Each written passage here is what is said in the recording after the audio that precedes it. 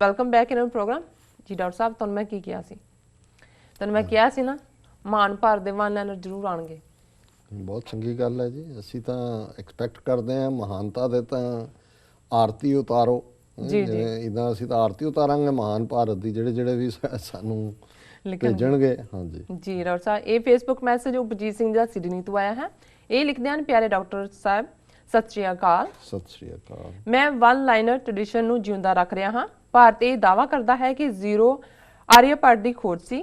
ਉਹ ਇੱਕ ਚੰਗਾ ਮੈਥਮੈਟੀਸ਼ੀਅਨ ਸੀ, ਇਸ ਵਿੱਚ ਕੋਈ ਦੋ ਰਾਏ ਨਹੀਂ ਹੈ। ਪਰ ਜਿਸ ਹਿਸਾਬ ਨਾਲ ਹਿੰਦੂਤਵੀ ਉਸ ਨੂੰ ਪ੍ਰਚਾਰਦੇ ਹਨ ਉਹ ਬੜਾ ਚਮਤਕਾਰੀ ਹੈ। ਇੱਕ ਹੋਰ ਵਨ ਲਾਈਨਰ ਹੈ, ਭਾਰਤ ਨੇ ਜ਼ੀਰੋ ਦੀ ਖੋਜ ਕੀਤੀ ਅਤੇ ਇਸ ਕਰਕੇ ਹਰ ਖੇਤਰ 'ਚ ਉੱਥੇ ਹੀ ਰਹਿ ਜਾਂਦੇ ਹਨ, ਜ਼ੀਰੋ ਤੇ ਹੀ ਅੜੇ ਹਨ।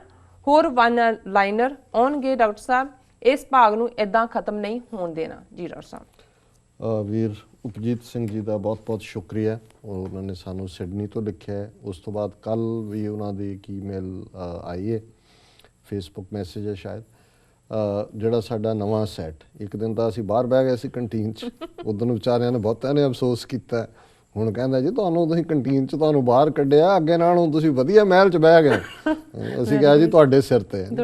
ਸੋ ਇਹਨਾਂ ਨੇ ਉਪਜੀਤ ਸਿੰਘ ਹੋਰਾਂ ਨੇ ਫੇਸਬੁੱਕ ਮੈਸੇਜ ਵੀ ਲਿਖਿਆ ਕਿ ਉਹਨਾਂ ਨੂੰ ਨਵਾਂ ਸੈੱਟ ਬਹੁਤ ਪਸੰਦ ਆਇਆ ਔਰ ਉਹ ਕਹਿੰਦੇ ਨੇ ਵੀ ਇਹਦੇ ਨਾਲ ਇਮੇਜ ਦੀ ਵੀ ਕਲੈਰਿਟੀ ਹੈ ਔਰ ਅਸੀਂ ਸ਼ੁਕਰੀਆ ਅਦਾ ਕਰਦੇ ਹਾਂ। ਸੋ ਅਸੀਂ ਵਾਕਈ ਵਨ ਲਾਈਨਰ ਜਿਹੜੀ ਟ੍ਰੈਡੀਸ਼ਨ ਹੈ, ਪਰੰਪਰਾ ਹੈ, ਜੇ ਮਹਾਨ ਭਾਰਤ ਵਾਲੇ ਚਾਹੁੰਦੇ ਇੱਕ ਮੰਦਿਰ ਵੀ ਬਣਾ ਦਿਆਂਗੇ ਵਨ ਲਾਈਨਰਸ ਦਾ, ਉਹਦੀ ਵੀ ਪੂਜਾ ਕਰਨ ਲੱਗ ਜਾਣਗੇ। ਉੱਤੇ ਸਾਰੇ ਲਿਖ ਦੇਣਗੇ ਕੰਧ ਉੱਤੇ ਵਨ ਲਾਈਨਰ, ਫਿਰ ਕਹਿਣਗੇ ਜੈ ਹੋ, ਸੰਧੂਰ ਸੁੱਟੀ ਜਾਣਗੇ, ਉੱਤੇ ਵੀ ਨੱਕ ਰਗੜੀ ਜਾਣਗੇ। ਸੋ ਉਹਨਾਂ ਨੇ ਆਪਣੇ ਵੀਰ ਉਪਜੀਤ ਸਿੰਘ ਜੀ ਨੇ ਲਿਖਿਆ, ਹੁਣ ਆਰੀਆਭੱਟ ਨੂੰ ਅਕਸਰ ਵੇਚਦੇ ਨੇ ਕਿ ਜੀ ਜਿਹੜਾ ਦੁਨੀਆ ਦਾ ਸਭ ਤੋਂ ਪੁਰਾਣਾ ਪਹਿਲਾ ਮੈਥਮੈਟੀਸ਼ੀਅਨ, ਜ਼ੀਰੋ ਦੀ ਕਾਢ ਅਸੀਂ ਕੱਢੀ। ਹਾਲਾਂਕਿ ਤੁਸੀਂ ਜੇ ਬਹੁਤ ਵਾਰੀ ਮੈਂ ਦੇਖਦਾ ਹਾਂ ਵੀ ਜਿਹੜਾ ਮੁਸਲਮਾਨਾਂ ਪ੍ਰਤੀ ਪ੍ਰੈਜੂਡਿਸ ਹੈ ਸਾਡੇ ਲੋਕਾਂ 'ਚ ਵੀ, ਔਰ ਯੂਰਪ 'ਚ ਤਾਂ ਹੈ ਹੀ ਹੈ, ਇਹਨਾਂ ਦਾ ਤਾਂ ਕਰੂਸੇਡਰ ਮਾਈਂਡ ਸੈਟ ਹੈ ਬਹੁਤ ਸਾਰੀ। ਇਹ ਠੀਕ ਹੈ ਕਿ ਜਦੋਂ ਇੰਡਸਟਰੀਅਲ ਰੈਵੋਲੂਸ਼ਨ ਆਇਆ ਹੈ ਯੂਰਪ ਦੇ ਵਿੱਚ ਤਬਦੀਲੀ ਹੋਈ ਪਿਛਲੇ 200-300 ਸਾਲ 'ਚ, ਫਿਰ ਮੁਸਲਮਾਨ ਔਰ ਉਹਨਾਂ ਦੀ ਸੱਭਿਅਤਾ ਜਿਹੜੀ ਹੈ ਉਹ ਪਿਛੜਦੀ ਚਲੀ ਗਈ।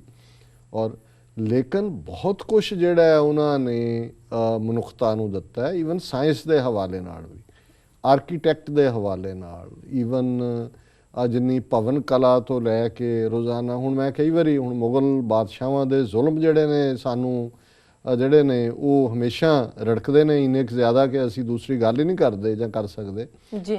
ਪਰ ਤੁਸੀਂ ਦੇਖੋ ਮੈਂ ਹੈਰਾਨ ਹੈ ਕਿ ਵੀ ਇੱਥੇ ਜਿਹੜਾ ਭਾਰਤ ਆਪਣੇ ਆਪ ਨੂੰ, ਉਹ ਤਾਂ ਸਾਰੇ ਉਮਰ ਉਹ ਜਿਹੜੇ ਰਿਸ਼ੀ ਤੇ ਫਲਾਣੇ ਤੇ ਉਹਨਾਂ ਦੇ ਉਹ ਭਾਂਡੇ ਰਗੜਾਉਂਦੇ ਰਹਿੰਦੇ ਸੀ ਸਾਰੀ ਉਮਰ, ਤੇ ਮਰਨ ਤੱਕ ਵੀ ਮੂੰਹ ਨਹੀਂ ਸੀ ਖੋਲ੍ਹਦੇ ਜੀ ਕਿਸੇ ਨੂੰ ਭੇਦ ਨਹੀਂ ਦੇਣਾ।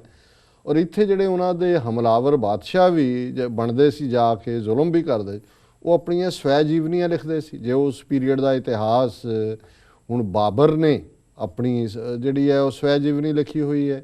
ਇਸੇ ਤਰ੍ਹਾਂ ਜੇ ਅਸੀਂ ਜਹਾਂਗੀਰ ਦੇ ਹਵਾਲੇ ਨਾਲ ਸਾਡੇ ਸਾਹਮਣੇ ਆਇਆ ਵੀ ਕਿਵੇਂ ਗੁਰੂ ਅਰਜਨ ਸਾਹਿਬ ਦੀ ਸ਼ਹਾਦਤ ਹੋਈ, ਤੌਜ਼ੁਕੇ ਜਹਾਂਗੀਰੀ ਉਹਦਾ। ਸੋ ਜੇ ਭਵਨ ਕਲਾ ਦਾ ਕੰਮ ਦੇਖੋ, ਦੂਸਰਾ ਦੇਖੋ। ਸੋ ਇਹ ਉਹਨਾਂ ਦਾ ਦਾਅਵਾ ਇਹ ਹੈ ਕਿ ਜ਼ੀਰੋ ਉਹਨਾਂ ਨੇ ਕੱਢੀ ਹੈ ਮਿਡਲ ਈਸਟ 'ਚ। ਔਰ ਉਹਨਾਂ ਦੀ ਅਲਹੰਬਰਾ ਜਦੋਂ ਸਪੇਨ 600 ਸਾਲ ਉਹਨਾਂ ਦੇ ਥੱਲੇ ਰਿਹਾ, ਉਸ ਤੋਂ ਵੀ ਸ਼ਾਇਦ ਜ਼ਿਆਦਾ। ਔਰ ਤੁਸੀਂ ਅੱਜ ਵੀ ਅਲਹੰਬਰਾ 'ਚ ਜਾ ਕੇ ਉਹਨਾਂ ਦਾ ਆਰਟ ਦੇਖੋ, ਸਾਰੇ ਪਾਰਟ। ਲੇਕਿਨ ਇਹ ਗੱਲ ਮੈਂ ਇੱਕ ਕੱਢਿਆ ਹੋਇਆ ਹੈ, ਜਿਹੜਾ ਐਲ ਬੈਰੂਨੀ ਜਦੋਂ ਆਇਆ ਉਹਨੇ ਕੀ ਕਿਹਾ ਵੀ ਹਿੰਦੂ ਕਿਵੇਂ ਸੋਚਦੇ ਨੇ ਇੱਥੋਂ ਦੇ, ਉਹ ਕਦੇ ਅਸੀਂ ਫਿਰ ਡਿਸਕਸ ਕਰਾਂਗੇ। ਲੇਕਿਨ ਜਦੋਂ ਕੋਈ ਬਾਹਰਲਾ ਵੀ ਕਲੇਮ ਕਰਦਾ ਹੈ, ਜਾਂ ਈਵਨ ਯੂਨਾਨੀ ਸਿਸਟਮ ਆਫ ਮੈਡੀਸਨ ਹੈ, ਹੁਣ ਜਦੋਂ ਯੂਨਾਨੀ ਜਿਹਨੂੰ ਹਿਕਮਤ ਵੀ ਕਹਿੰਦੇ ਨੇ ਔਰ ਯੂਨਾਨ 'ਚੋਂ ਆਇਆ, ਅਤੇ ਉਹ ਕਹਿਣਗੇ ਜੀ ਇਹ ਸਾਡੇ ਆਯੁਰਵੈਦਿਕ ਸਿਸਟਮ 'ਚੋਂ ਗਿਆ, ਇਹ ਉੱਥੋਂ ਗਿਆ, ਉੱਥੋਂ ਜਾ ਕੇ ਫਲਾਣਾ ਹੋਇਆ ਹਾਲ। ਔਰ ਇਸੇ ਤਰ੍ਹਾਂ ਦੇਵਤਿਆਂ ਦੀਆਂ ਗੱਲਾਂ ਨੇ, ਜਦੋਂ ਗ੍ਰੀਕਸ ਦੇ ਗੋਡਸ ਦੀ ਗੱਲ ਹੁੰਦੀ, ਕਹਿੰਦੇ ਹਾਂ ਇਹ ਸਿਕੰਦਰ ਆਇਆ ਸੀ, ਉਹ ਦੇਵਤੇ ਸਾਡੇ ਲੈ ਗਿਆ ਇੱਥੋਂ। ਵੇਦਾਂ ਦੇ ਤਾਂ ਹੋਰ ਤਾਂ ਯੱਕੜ ਮਾਰਦੇ ਹੀ ਰਹਿੰਦੇ ਨੇ। ਸੋ ਅਸੀਂ ਸਮਝਦੇ ਉਹਨਾਂ ਨੇ ਬਿਲਕੁਲ ਠੀਕ ਕਿਹਾ ਕਿ ਵੀ ਚਲੋ ਮੰਨ ਲਓ ਵੀ ਆਰੀਆਭੱਟ ਨੇ ਜ਼ੀਰੋ ਕੱਢੀ, ਪਰ ਤੁਸੀਂ ਜ਼ੀਰੋ ਹੀ ਹੋ ਜੀ ਨਾ। ਜ਼ੀਰੋ 'ਚ ਤੇ ਜਦੋਂ ਬਹੁਤ ਇਕੱਠੇ ਹੋ ਜਾਂਦੇ ਨੇ ਜੀ, ਇਹ ਹੋ ਗਿਆ, ਮੈਂ ਕਿਹਾ ਜੀ ਜ਼ੀਰੋਆਂ ਇਕੱਠੀਆਂ ਹੋ ਗਈਆਂ ਜੀ। ਔਰ ਇਹ ਜਿਹੜਾ ਪਾਰਟ ਹੈ ਵੀ ਜ਼ੀਰੋ ਤੇ ਹੀ ਅੜੇ ਹੋਏ ਨੇ। ਸੋ ਜ਼ੀਰੋ ਤੁਹਾਨੂੰ ਮੁਬਾਰਕ, 0 ਜਮਾ 0 is equal to 0, 0 minus 0 is equal to 0। ਜੀ ਸੋ ਇਹ ਰਹਿਣਾ ਹੀ 0 ਹੈ ਤੇ ਤੁਹਾਨੂੰ 0 ਵੀ ਮੁਬਾਰਕ ਤੇ ਤੁਹਾਡਾ ਆਰੀਆ ਭੱਟ ਵੀ ਮੁਬਾਰਕ। ਜੀ ਸੋ ਇਹਨਾਂ ਦਾ ਸ਼ੁਕਰੀਆ ਉਪਜੀਤ ਸਿੰਘ ਜੀ ਦਾ, ਉਹਨਾਂ ਨੇ ਲਿਖਿਆ। ਜੀ। ਵੈਸੇ ਅਸੀਂ ਵੈਲਕਮ ਕਰਦੇ ਹਾਂ ਹੋਰ ਵੀ ਹੋਰ ਵੀ ਵਨ ਲਿਖਣਗੇ ਜੀ। ਕਿਉਂਕਿ ਇਹ ਨਹੀਂ ਹੋਰ ਵੀ ਜਿਹੜੇ ਸਾਡੇ ਦਰਸ਼ਕ ਬਾਕੀ ਔਰ ਵੀ ਲਿਖਣ, ਸਰੋਤੇ ਹਾਂਜੀ। ਹਾਂ ਸਾਨੂੰ ਇਹ ਦੇਣ, ਕਿਉਂਕਿ ਇਸ ਦੀ ਤਾਰੀਫ ਬੜੀ ਹੁੰਦੀ ਹੈ। ਹੁਣ ਦੇਖਦੇ ਹਾਂ ਵੀ ਆਪੋ ਆਪਣੇ ਤਜਰਬੇ ਦਿਓ ਜੀ ਜ਼ਰੂਰ ਜੀ। ਡਾਕਟਰ ਸਾਹਿਬ ਸਾਡਾ ਅਗਲਾ ਫੇਸਬੁੱਕ ਮੈਸੇਜ ਅਮਨਦੀਪ ਸਿੰਘ ਜੀ ਦਾ ਲੁਧਿਆਣੇ ਤੋਂ ਹੈ। ਇਹ ਲਿਖਦੇ ਹਨ, ਡਾਕਟਰ ਅਮਨਜੀਤ ਸਿੰਘ ਜੀ, ਵਾਹਿਗੁਰੂ ਜੀ ਕਾ ਖਾਲਸਾ ਵਾਹਿਗੁਰੂ ਜੀ ਕੀ ਫਤਿਹ। ਮੈਂ ਆਪ ਜੀ ਦਾ ਧਿਆਨ ਵਡਭਾਗ ਸਿੰਘ ਦੇ ਡੇਰੇ ਵਾਲੇ ਪਾਸੇ ਲਿਆਉਣਾ ਚਾਹੁੰਦਾ ਹਾਂ। ਮੇਰੇ ਕੁਝ ਦੋਸਤਾਂ ਦੇ ਕਹਿਣ ਤੇ ਮੈਂ ਉੱਥੇ ਗਿਆ। ਉੱਥੇ ਸਿੱਖ ਪੰਥ ਤੋਂ ਬਿਲਕੁਲ ਉਲਟ ਚੱਲ ਰਿਹਾ ਹੈ। ਪਰ ਸਭ ਤੋਂ ਜ਼ਿਆਦਾ ਦੁੱਖ ਉਸ ਵੇਲੇ ਹੋਇਆ ਜਦੋਂ ਉੱਥੇ ਮੈਂ ਸ਼੍ਰੋਮਣੀ ਕਮੇਟੀ ਵੱਲੋਂ ਡੇਰੇ ਨੂੰ ਮਾਨਤਾ ਪੱਤਰ ਵੇਖਿਆ। ਉੱਥੇ ਜਿਨ੍ਹਾਂ ਦੇ ਖਿਲਾਫ ਖੜਨਾ ਚਾਹੀਦਾ ਹੈ ਉਹਨਾਂ ਨੂੰ ਅਸੀਂ ਸਨਮਾਨ ਦੇਵਾਂਗੇ ਤਾਂ ਪੰਥ ਕਿਸ ਪਾਸੇ ਜਾਵੇਗਾ। ਤੇ ਤੁਸੀਂ ਆਪਣੇ ਵਿਚਾਰ ਜ਼ਰੂਰ ਦਿਓ। ਬਾਕੀ ਮੇਰੀ ਅਰਦਾਸ ਹੈ ਕਿ ਮੈਂ ਜਲਦ ਤੋਂ ਜਲਦ ਆਪਣੇ ਖਾਲਿਸਤਾਨ ਵਿੱਚ ਵਾਪਸ ਆਵਾਂ। ਖਾਲਿਸਤਾਨ ਜ਼ਿੰਦਾਬਾਦ ਜ਼ਿੰਦਾਬਾਦ। ਜੀ ਡਾਕਟਰ ਸਾਹਿਬ ਉਹਨਾਂ ਨੇ 2 ਵਾਰੀ ਕਿਹਾ ਜ਼ਿੰਦਾਬਾਦ ਜ਼ਿੰਦਾਬਾਦ ਜ਼ਿੰਦਾਬਾਦ ਜ਼ਿੰਦਾਬਾਦ ਜੀ। ਵੀਰ ਅਮਨਦੀਪ ਸਿੰਘ ਜੀ ਲੁਧਿਆਣਾ ਵਾਲਿਆਂ ਦਾ ਸ਼ੁਕਰੀਆ। ਉਹਨਾਂ ਨੇ ਸਾਨੂੰ ਲਿਖਿਆ ਖਾਲਿਸਤਾਨ 'ਚ ਰਹਿਣਾ ਚਾਹੁੰਦੇ ਨੇ, ਜਾਣਾ ਚਾਹੁੰਦੇ ਨੇ, ਬਣਾਉਣਾ ਚਾਹੁੰਦੇ ਨੇ ਜੀ। ਪਰ ਬਣਾਈਏ ਪਹਿਲਾਂ, ਜਦੋਂ ਬਣਾ ਰਹੇ ਫਿਰ ਰਵਾਂਗੇ ਹੀ, ਫਿਰ ਕਿਹੜਾ ਸਾਨੂੰ ਕੱਢਣ ਲੱਗਾ। ਜਦੋਂ ਤੱਕ ਅਸੀਂ ਬਣਾਉਂਦੇ ਨਹੀਂ ਪਤਾ ਨਹੀਂ ਜਿਹੜੇ ਹੈ ਨੇ ਉਹਨਾਂ ਨੂੰ ਵੀ ਉਹਨਾਂ ਨੇ ਕੱਢ ਦੇਣਾ ਜੀ। ਜਿਵੇਂ ਉਹ ਲੱਗੇ ਹੋਏ ਨੇ ਬਈਏ ਬਣਾਉਣ ਸਾਰਿਆਂ ਨੂੰ। ਉਹਨਾਂ ਨੇ ਵਡਭਾਗ ਸਿੰਘ ਦਾ ਡੇਰਾ, ਭੂਤਾਂ ਵਾਲਾ ਡੇਰਾ, ਉਹਨਾਂ ਦਾ ਜ਼ਿਕਰ ਕੀਤਾ।